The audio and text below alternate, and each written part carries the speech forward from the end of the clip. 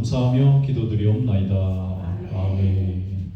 하나님의 은혜와 평강이 오늘 말씀 듣는 모든 분들에게 함께 하시기를 주님의 이름으로 축원합니다. 니엘 퍼거슨이라고 하는 유명한 역사학자가 있습니다. 최근에 아주 책도 많이 내시고 또 대학에서 강의도 하시는 분이신데, 이분이 그동안 쭉 내려왔던 강대국들을 쭉 연구를 했어요. 역사학자니까. 그래서 엠파이어라는, 제국이라는 책도 내셨는데, 이분이 하는 얘기가 뭐냐면은 제국이 강하게 이렇게 성장할 때가 있고 제국이 이렇게 소멸할 때가 있다는 거예요. 흥망성쇠가 있다는 겁니다. 계속되는 제국은 없다는 거예요. 한때 강하고 나면 한때는 또 약해질 수밖에 없는데, 이분이 연구를 했는데 뭘로 연구를 했냐면 제국의 재정 구조를 연구를 한 거예요. 재정 상태. 나라가 움직이려면 돈이 있어야 되잖아요. 세금도 걷고 또 필요한 일이 있으면 이제 사업, 공공사업도 하고, 이 백성들이 먹고 사는 문제를 해결하는 게 나라지 않습니까? 그런데 강대국도 나름대로 이 살림을 해야 되는 거예요. 근데 그 연구를 해보니까 딱 공통점이 나오는 거예요. 뭐가 공통점이 나오냐면, 나라가 살림을 하다가 돈이 부족하면 빚을 집니다.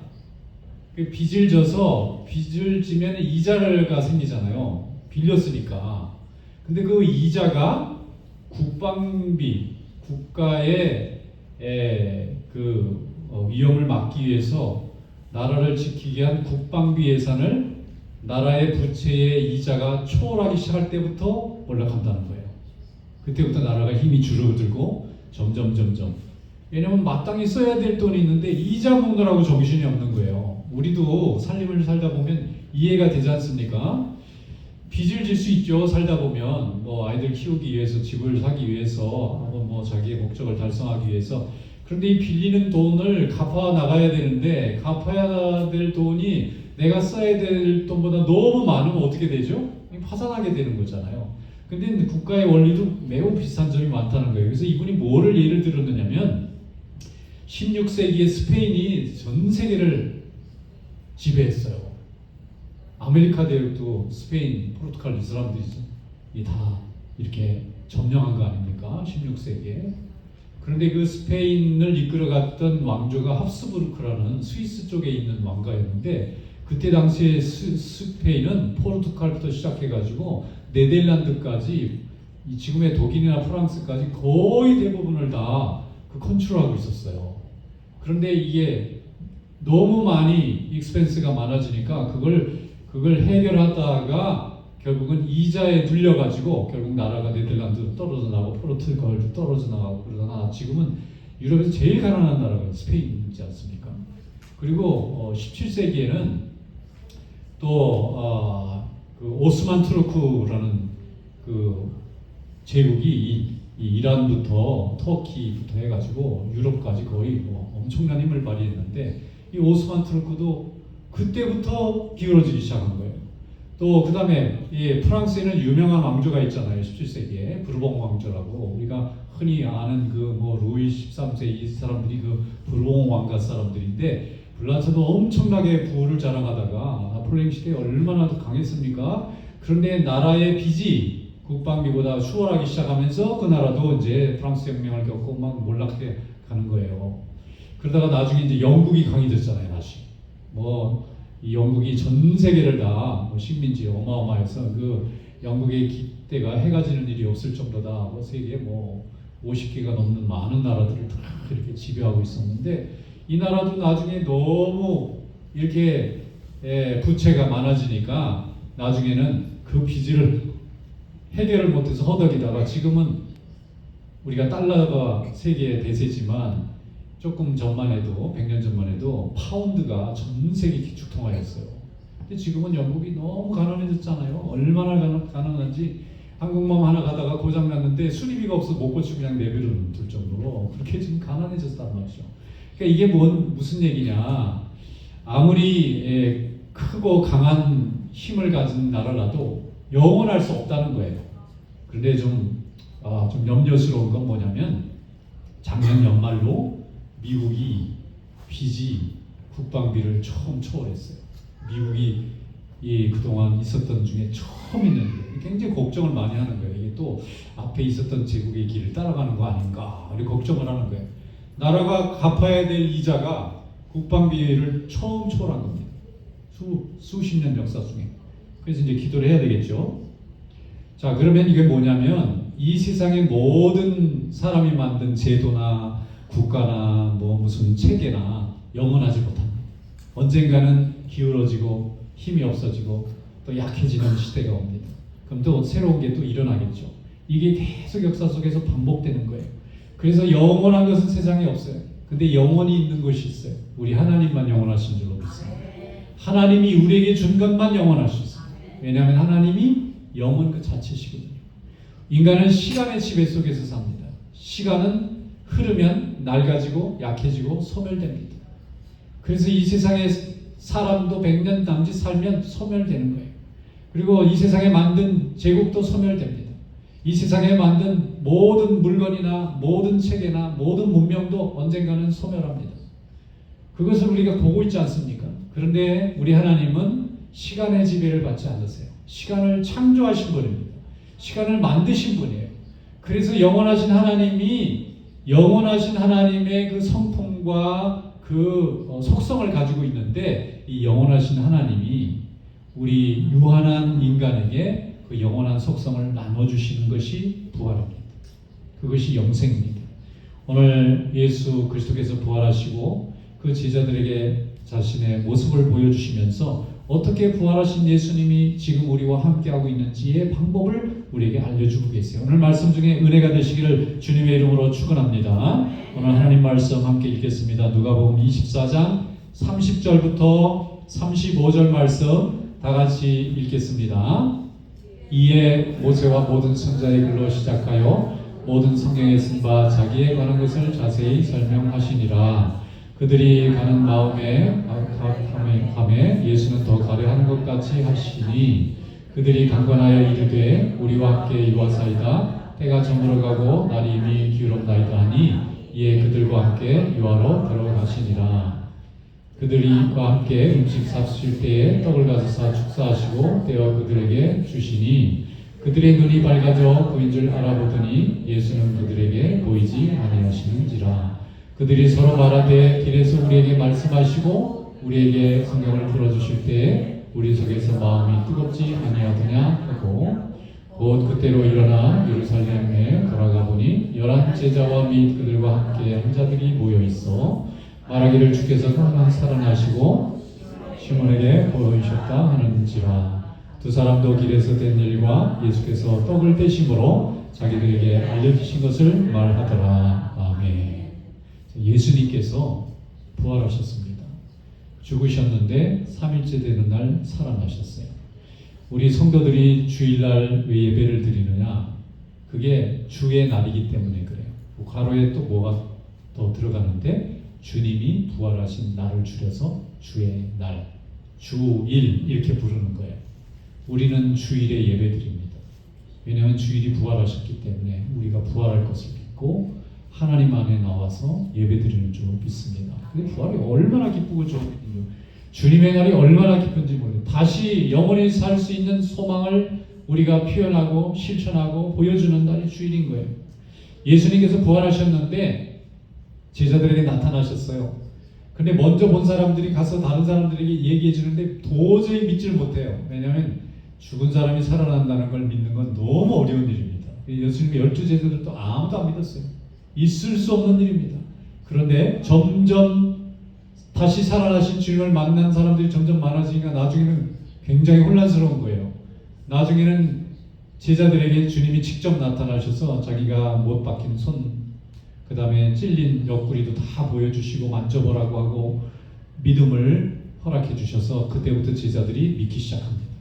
정말 인간의 상식으로, 과학적인 지식으로, 합리적인 판단으로는 도저히 믿어질 수 없는 이 다시 살아나신 예수님을 이제 믿음의 눈으로 받아들이고 믿기 시작하면서 우리는 부활의 증인이 된 줄로 믿습니다. 오늘 이 엠마오로 가는 두 제자의 이야기는 여러 예수님께서 수많은 사람들에게 부활하셔서 보여주신 것 중에 한 가지 사건을 기록하고 있어요. 많은 사람이 그 얘기가 다 만났는데 이 누가는 엠마오로 가는 이 두 사람의 얘기를 기록하고 있어요. 어쩌면 우리가 지금 엠마오로 가고 있는 사람들인지는 모르는 겁니다. 왜 이 주제가 엠마오로 내려갑니까? 예수님이 십자가에 못 박히시고 돌아가시는데 하루 만에 돌아가셨어요. 아무 죄도 없는데 사람들이 죄를 만들어서 예수님을 처형을 했습니다. 그것도 새벽에 결정해서 낮에 처형이 됐어요. 그러니까 이건 죽이려고 죄를 만든 겁니다. 그들이 합법적인 수단과 절차를 만들어가지고 예수님을 자기들 뜻하는 대로 죽여서 그냥 자기들 앞에서 없애버린 거예요. 그런데 예수님이 3일째 되는 날 다시 살아나신 겁니다. 세상의 권세는 예수님을 사망에 이르게 했지만 하나님의 능력 안에서 예수님이 다시 부활하신 줄로 믿습니다. 그런데 이 제자들은 예수님이 돌아가시는 모습을 생생하게 봤기 때문에 예수님이 살아날 거라는 것은 생각도 못하는 거예요. 믿어지지도 않는 겁니다. 자기 눈에서 숨이 끊어지는 걸 봤는데 어떻게 사람이 다시 살아날 수 있는지 믿지도 않는 거예요. 그런데 그 마음속에 큰 낙심과 절망이 찾아온 겁니다. 예수님은 하나님이 함께 하시는 분이니까 죽여도 살아날 것 같고 절대 죽음을 경험하지 않을 것 같은 분인데 예수님도 죽는구나. 우리가 예수님을 바라보면서 영원한 소망을 가졌는데 소망도 사라졌구나. 예수님이 죽는 그 순간에 제자들이 가지고 있던 예수님에 대한 기대와 소망과 천국에 대한 영생의 소망들도 다 무너져 버렸어요. 그래서 엠마오로 내려가는 제자들은 엠마오라는 게 예루살렘에서 한 15km 정도밖에 안 떨어졌습니다. 차로 가면 뭐 10분이면 갈 수 있는 거리고 사람들이 가면 반나절이면 갈 수 있는 거리인데 내려가면서 그 제자들 마음속에 있었던 마음은 어두움, 절망, 낙심, 분노, 좌절, 죄책감 이런 걸로 가득 차서 내려간 거예요. 내가 왜 예수님을 지키지 못했을까? 왜 예수님이 그리 허무하게 돌아가셨을까? 말할 수 없는 고통과 좌절감과 자괴감을 가지고 안고 내려가는 길이 엠마오로 가는 길인 거예요. 지금도 우리는 엠마오로 가고 있습니다. 예수님이 살아나시고 우리에게 구원을 주셨다는 걸 알면서도 우리는 영적 싸움에서 죄에 지고 세상에 지고 우리 마음에 집니다. 그러면 그 순간에 우리는 엠마오로 내려가는 사람의 마음과 똑같이 되어버리는 거예요. 예수님을 사랑했지만 예수님의 뜻대로 순종하지 못하고 예수님을 잃어버리고 예수님을 포기하고 그리고 세상의 원래 나의 모습으로 나의 죄된 모습으로 아무 소망이 없는 자의 모습으로 내려가는 것이 엠마오의 길이었던 겁니다. 그런데 예수님이 그렇게 낙심하고 절망하고 내려가는 제자를 찾아오신 거예요. 부활하신 예수님은 지금도 주님으로부터 멀어져 가고 주님으로부터 믿음을 잃어버리고 내려가는 엠마오로 가는 것 같은 제자들 우리 성도들을 찾아오시는 줄로 믿습니다. 예수님이 찾아오시는 거예요. 우리가 예수님을 찾아가지 않고요. 예수님이 우리를 찾아오십니다. 처음에는 제자들이 예수님인 것을 못 알아봤어요. 그냥 지나가는 낯선 사람인 줄로 생각했는데 그 사람이 두 사람에게 물어봅니다. 무슨 일로 이렇게 얼굴이 어둡고 이렇게 슬퍼하는 모습으로 가느냐고 물어보니까 그 중에 한 사람 골로이라는 제자가 대답해요. 아니 당신은 예루살렘에서 내려오는 사람 같아 보이는데 최근에 예루살렘에서 벌어진 예수님의 그 십자가 사건을 모르느냐고. 온 동네 사람, 온 도시 사람들이 아는 그 어마어마한 일을 모르느냐. 난 처음 들어본다. 그러니까 설명을 해주는 거예요. 우리 예수님이 얼마나 귀한 분이었는데 말씀을 전하다가 악한 사람들에게 누명을 쓰고 저렇게 돌아가셔서 우리가 너무 마음이 아프고 소망을 잃어버리고 내가 예수님에게 했던 그 헌신은 포기하고 내 갈 길을 가야 되겠다 해서 지금 내려오는 중입니다. 그런데 오다 보니까 어떤 여자들이 무덤에 갔다가 예수님이 살아났다는 얘기를 전해주고 또 제자들이 몇 명 가봤는데 빈 무덤이었다는 얘기를 듣는데 그런 얘기를 들어도 우리 마음에는 여전히 예수님이 살아계실 것 같지 않아서 내려갑니다. 이렇게 대답을 한 거예요. 부활을 믿을 수 없다는 거죠. 그때 예수님이 꾸짖습니다. 야단칩니다. 그리고는 성경을 설명해 주시는 거예요. 엠마오로 가는 길은 좌절과 절망의 길인데 거기에 성경 말씀이 선포됩니다. 길 가면서 성경 공부가 시작됐어요. 예수님은 손에 성경을 들고 가셨던 것 같지는 않고 당시에 랍비들은 랍비라고 이름을 할 때는 대부분 성경을 통째로 외우는 분들을 랍비라고 불렀어요. 성경 말씀을 이사야서에 있는 말씀, 모세가 하신 말씀, 그 말씀을 다 이렇게 외워서 설명해 주시면서 그게 예수님이 부활하신다는 말씀과 다 연결되거든요. 그러니까 그 말씀을 설명해 주는 거예요. 그러니까 제자들이 듣다 보니까 너무 재밌는 거예요. 그리고 뭐 은혜가 되는 겁니다. 인생을 살다가 주일이면 성전에 와서 하나님 앞에 예배 드리는데 그때 하나님 말씀을 듣지 않습니까? 예수님이 낙심과 인생의 좌절 속에 내려오는 엠마오를 향해서 걸어가고 있는 이 제자들에게 하나님의 말씀이라는 은혜의 선물을 내려주신 거예요. 말씀을 전해주니까 마음이 불안하고 두렵고 화가 났던 마음들이 싹 녹으면서 예수님이 풀어주시는 그 말씀에 깊이 빠져드는 겁니다. 얼마나 은혜가 되고 얼마나 위로가 됐는지 날이 저물어 버렸어요. 이제 밤이 됐습니다. 근데 예수님 그냥 계속 가시겠다고 하는 것 같아요. 그러니까 두 제자가 예수님을 붙잡아요. 길도 어둡고 지금 밤이 됐는데 우리가 지금 여기에 묵으려고 하는데 여관 같은 데가 있는지 거기 들어가서 오늘 저녁에 우리와 함께 계속 말씀을 좀 더 가르쳐 주시고 우리가 말씀을 들으니까 너무 위로가 돼요. 말씀을 들으니까 정말 예수님이 살아나실 것 같아요. 말씀을 들으니까 정말 살아나신 것 같아요. 이 말씀을 좀 더 해주세요. 이 말씀을 들으니까 무서워하던 마음들이 다 사라집니다. 그래서 예수님이 그러자고 들어간 겁니다. 들어갔더니 이제 저녁을 먹을 때가 됐어요.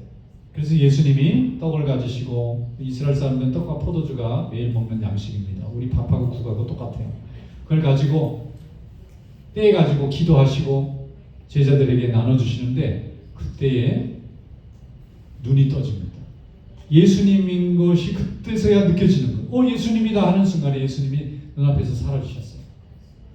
그 즉시로 그 두 제자가 이건 부활하신 예수님이 막달라 마리아에게 나타나신 것처럼 베드로에게 보여주신 것처럼 우리에게 나타나신 거다. 이거 빨리 제자들에게 알려줘야 된다. 그리고 엠마오로 내려가던 길에서 되돌아간 겁니다. 그 즉시 일어나서 그 밤에 낮에 가도 되는데 기다릴 시간이 없어요. 이거 빨리 알려드려야 돼요. 낙심하고 자기들처럼 절망하고 있는 사람들에게 소망을 줘야 되겠어요. 그래서 이 두 사람이 그 즉시 예수님하고 떡과 포도주를 먹던 그 순간에 눈이 밝아져 예수님을 경험하고 나서 즉시 되돌아가기 시작한 거예요. 자기들이 원래 소명받았던 예루살렘, 예수님이 못 박아서 돌아가셨던 그 십자가의 자리로 되돌아간 겁니다. 여러분 오늘도 엠마오의 축복이 여러분들에게 함께 하시길 주님의 이름으로 축원합니다. 하나님의 말씀을 읽을 때 가슴이 뜨거워지는 거예요. 이걸 두 제자가 경험했습니다. 여러분 오늘 하나님의 말씀을 들을 때 여러분의 심령이 뜨거워질 수 있기를 주님의 이름으로 축원합니다. 여러분이 거룩한 만찬에 참여할 때, 주님의 거룩한 교제에 참여할 때, 성도들의 아름다운 믿음의 교제에 참여할 때 여러분의 눈이 열려져서 주님이 보여주실 수 있기를 주님의 이름으로 축원합니다. 그래서 주님께서 우리에게 거룩한 커뮤니티를 주시고 거룩한 세리머니를 주시고 거룩한 말씀을 주신 줄로 믿습니다. 부활하신 하나님은 우리가 손으로 만질 수도 눈으로 볼 수도 없지만 말씀을 들을 때 우리 심령을 어루만지시고 우리가 거룩한 만찬에 참여할 때 우리에게 눈을 열어서 영안이 열려서 하나님 살아계신 것을 보게 하실 줄로 믿습니다. 누가복음 24장 30절 말씀에 보면 예수님께서 말씀을 선포하실 때 저들의 가슴이 뜨거워지고 또 저들의 눈이 밝아져서 하나님의 자녀로 살아있는 하나님의 은혜를 경험했다고 말씀하고 있어요. 오늘 30절 31절에 이렇게 되어 있어요. 그들과 함께 음식 잡수실 때에 떡을 가사 축사하시고 떼어 그들에게 주시니 그들의 눈이 밝아져 그인 줄 알아보더니 예수는 그들에게 보이지 아니하시는지라. 여러분 오늘도 하나님의 거룩한 은혜 가운데 거하시기를 주님의 이름으로 축원합니다. 예수님께서는 우리가 하나님 말씀 들을 때 부활하신 예수님께서 우리의 심령에 부활하신 예수님이 말씀으로 함께하고 계시는 줄로 믿습니다. 이 세상은 힘이 정이라고 얘기해요. 그러나 하나님은 우리가 생명으로 우리를 함께하시고 영원한 생명을 주신 하나님이신 줄로 믿습니다. 세상의 그 어떤 권세와 능력도 생명 대신 예수님을 이길 수가 없어요. 왜냐하면 예수님은 생명의 주인 되신 하나님이시고 그 생명을 우리에게 부활을 통해서 나눠주시고 믿고 고백하고 순종하는 자에게 영원한 생명을 우리에게 허락해 주신 줄로 믿습니다. 그래서 부활하신 예수님은 베드로에게도 나타나시고 마리아에게도 나타나시고 도마에게도 나타나시고 나중에는 바울에게도 나타났어요. 그리고 오늘 예수님을 구주로 고백하고 예수님의 은혜 가운데 거하기로 결단한 우리 성도들의 마음과 믿음 속에 오늘도 살아계신 줄로 믿습니다. 부활하신 예수님을 만나기를 원합니까? 그러면 예배하시고 말씀을 사모하시고 찬양하시고 거룩한 교제와 예식에 늘 참여하는 성도들 되시기를 축원합니다. 부활하신 예수님은 두려워서 문을 꽁꽁 닫고 숨어있는 제자들에게 오셔서 처음으로 평강을 선포해 주셨어요. 예수님이 하신 첫 번째 말씀은 Peace be with you예요. 너희에게 평강이 있을지어다. 왜냐하면 예수님이 없는 세상은 두려움과 공포와 또 절망밖에 없어요. 예수님이 없는 삶 속에서는 우리가 소망을 가질 수가 없어요. 그런데 예수님이 함께 하셔서 우리에게 평강을 주실 때 하나님의 평강이 오늘 여러분들에게 함께하고 계실 줄로 믿습니다. 36절에 말씀했습니다. 이 말을 할 때에 예수께서 친히 그들 가운데 서서 이르시되 너희에게 평강이 있을지어다. 오늘도 하나님의 평강이 오늘 예배하는 모든 성도들, 부활의 주님과 함께 동고동락하기를 원하는 성도들, 영원한 천국에서 하나님과 영원히 영생복락을 누리시기를 원하는 모든 성도들에게 함께 하시기를 주님의 이름으로 축원합니다. 부활은 죽음과 두려움과 절망과 낙심을 소망과 기쁨과 감사와 담대함으로 바꿔주는 하나님의 선물입니다. 그래서 우리를 부활의 증인이라고 하는 거예요. 부활은 죽었다 사는 거잖아요. 우리 하는 말 속에 다 진리가 있어요. 그러니까 죽다 살았다는 말이 뭐죠? 실제 죽은 건 아닌데 죽을 것 같은 고통을 경험했다는 뜻이잖아요. 우리가 죽을 것 같은 고통을 경험했는데 주님을 부르짖고 주님을 바라보면 그 고통이 사라지고 주님의 평강이 우리를 다 싸매시고 어루만주시고 채워주셔서 소망으로 오늘도 주님의 나라를 바라보며 찬양하고 예배하는 종들로 하나님이 바꿔주실 줄로 믿습니다. 오늘도 부활의 증인이 되시기 축원합니다.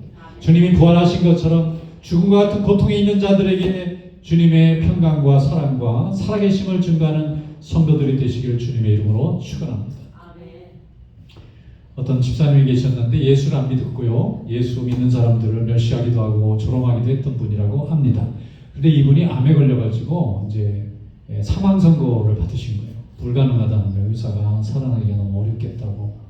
그래서 마지막을 준비하세요. 그런데 이분이 한 번도 죽음을 생각해 본 적이 없다가 왜 나한테, 다른 사람들도 많은데 왜 나한테 내가 죽어야 되지? 그리고 너무 괴로운 거예요.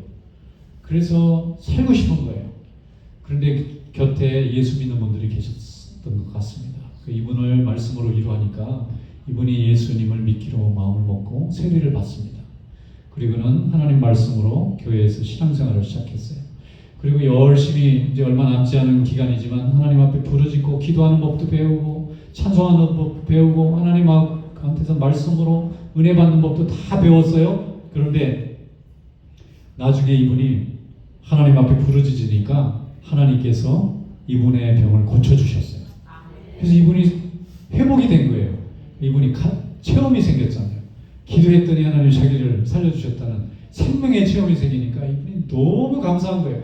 그래서 그때부터 열심히 복음도 전하고 교회 열심히 헌신하고 믿지 않는 자들의 마음을 움직여서 하나님 믿는 법도 열심히 가르쳤는데 사람이 영원히 살지는 않지 않습니까? 세월이 한 10여 년 지난 뒤에 이분이 다시 이제 병이 찾아왔어요. 근데 이번에는 이분이 안 두려운 거예요. 처음에는 너무 무서웠는데 죽는 게 두 번째에 죽음이 다가왔다고 말을 들 때는 안 무서운 거예요. 왜 안 무서울까 생각하니까 예수님이 자기의 생명을 어루만지시는 체험을 하고 보니까 자기가 죽어도 예수님이 자기 생명을 지켜주실 것 같은 거예요. 그래서 담대한 마음으로 죽음을 받아들이고 마지막으로 하나님 앞에 찬양하면서 주님께 돌아간 줄로 믿습니다. 여러분, 하나님께서 우리에게 부활의 축복을 주셨습니다. 이거 축복입니다. 부활을 모르는 사람은 죽음 앞에 두려워할 수밖에 없지만 하나님의 부활을 경험하고 은혜를 경험한 사람은 죽음은 안 무섭습니다. 하나님 나라에서 영원히 살 수 있는 소망을 더 강하게 붙들고 하나님 앞에 나아가게 될 줄로 믿습니다. 오늘 이런 축복이 우리 성도들에게 함께 하시길 주님의 이름으로 축원합니다. 마태복음 16장 20절에 말씀했어요. 제자들이 나가 두루 전파할세 주께서 함께 역사하사 그 따르는 표적을 말씀으로 확실하게 증거하게 하십니다. 오늘 주님께서 확실히 그 말씀이 나타날 수 있도록 증언하시는데 우리 성도들이 다 쓰임 받을 수 있기를 주님의 이름으로 축원합니다. 기도하겠습니다. 살아계신 하나님 아버지,